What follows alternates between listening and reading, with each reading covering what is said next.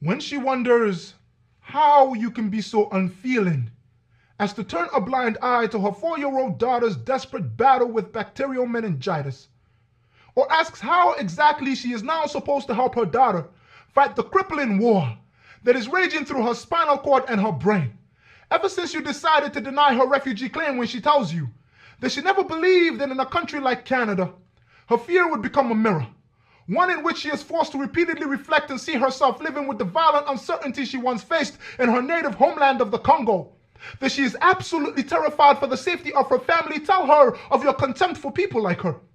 Tell her just how despicable it is that people from war-torn countries would risk their lives, leave violent abuse behind, and travel thousands of miles to your country on nothing more than hope, only so that they may take unwarranted advantage of your thriving healthcare system. Explain to her that recent bills have been passed to combat this refugee problem, and that henceforth non-Canadians will never again receive healthcare that is in reality nothing more than what is provided to the lowest income Canadians on social assistance. Look her square in the face and tell her the truth.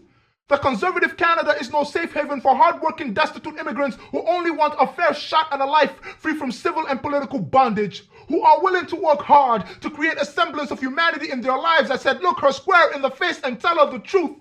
That denying her the basic moral privileges of being a human being will save your government $100 million over 5 years, and that this is why, as a refugee, she is only slightly more valuable than completely expendable, and therefore you reserve the right to expedite claim deadlines as you see fit.